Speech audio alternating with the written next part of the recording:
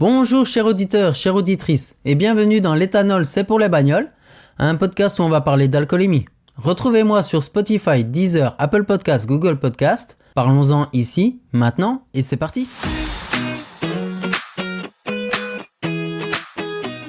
Bonjour, bienvenue dans ce podcast. Je m'appelle Axel, je suis un ancien alcoolique, et aujourd'hui je ne touche plus une seule goutte d'alcool. De nature très joviale, toujours dans la bonne humeur, j'ai envie de partager mon parcours dans ce podcast et ainsi vous aider à casser les préjugés et de mettre en lumière cette maladie parfois passée sous silence. Un vrai fléau dans notre société. Une addiction qui peut briser votre couple ou carrément vous ruiner.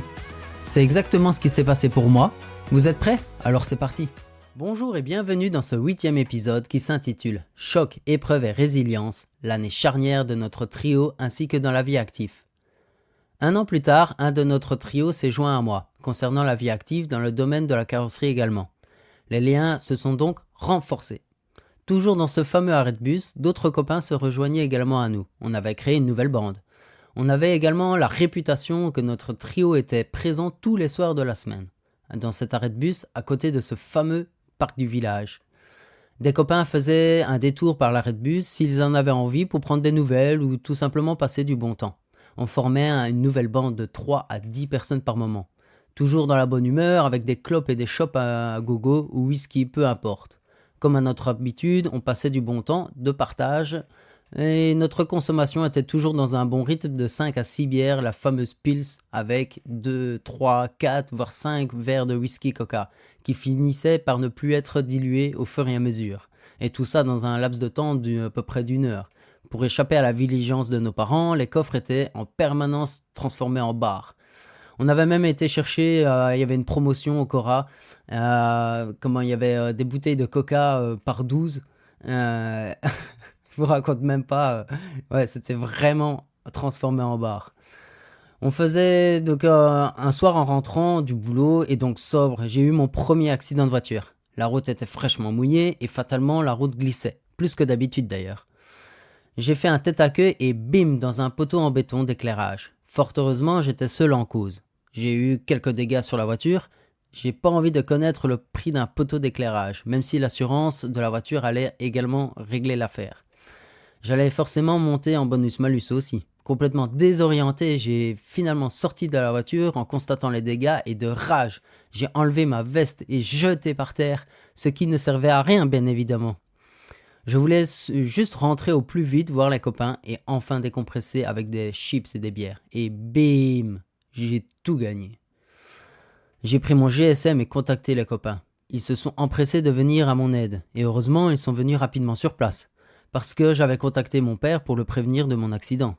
Et donc, on a immédiatement transféré toutes les chopes dans les coffres des voitures des copains. Ouf, parce que mon père est arrivé 10 minutes plus tard. Mon père complètement furax, il est venu apporter avec lui un pied de biche, non pas pour me frapper, mais pour dégager la tôle qui frottait contre le pneu. On a finalement ramené la voiture à la maison en formant un convoi de 4 voitures. Une scène incroyable. Les dégâts étaient impressionnants. Plus de pare-choc arrière, l'aile arrière est complètement défoncée, donc il a changé, il fallait découper et à souder. Bref, les choses se sont finalement arrangées. J'ai pu la refaire moi-même au travail, après mes heures de boulot et des samedis en prime, avec l'aide du responsable carrosserie et mon chef d'atelier. Avec des pièces, les produits de carrosserie, j'en ai eu pour un peu moins de 2500 €, ce qui est extrêmement correct. Par expérience, avec la réparation classique, je devais en avoir plus du double. Autant vous dire que la voiture était déclassée économiquement. J'ai assumé pleinement financièrement, coup dur pour moi, moi qui débutais dans la vie active sans trop de moyens. Et tout cela pour une question de minutes, l'appel de l'alcool pour décompresser. 3 mois se passent, tout en réparant ma voiture, 1 heure par-ci, 1 heure par-là. Une fois fini, j'ai pu reprendre le train de la vie que je menais avant. C'est-à-dire retrouver les copains et enfin boire tous les soirs de la semaine pour décompresser. Tout en faisant cette fois-ci attention sur la route et encore plus maintenant. Avant de rejoindre les copains, appris pour être appris bien évidemment. Donc ici, nous pouvons apercevoir le renforcement des liens d'amitié. Nous avons pu voir dans l'épisode comment moi et mes amis on a consolidé les liens au fil du temps, formant une nouvelle bande qui se retrouve régulièrement pour partager des moments de convivialité autour d'un ou plusieurs verres. On peut aussi voir la prise de conscience immédiate des dangers de la route. L'accident de la voiture était un moment crucial, mettant en lumière les risques liés à la conduite en rappelant l'importance de la prudence et de la responsabilité sur la route. Pour une faute d'inattention, parce que l'on est pressé, mais d'autant plus d'ailleurs si on a consommé de l'alcool. Malheureusement, je n'ai pas encore bien saisi cette leçon, même s'il n'y avait que 500 mètres pour retourner chez moi, sous influence. Rappelons-le, avec du recul, je me dis que j'ai été bien idiot et inconscient. Ces enseignements sont essentiels à transmettre autour de nous et à toutes les personnes que l'on rencontre.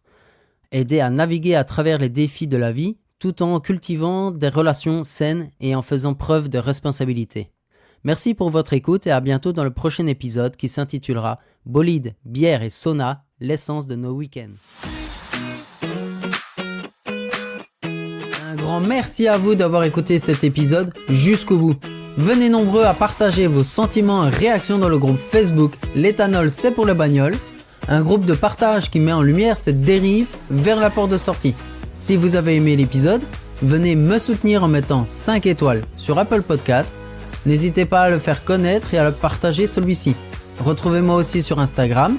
Prenez soin de vous et à très bientôt dans un nouvel épisode de L'éthanol c'est pour les bagnoles.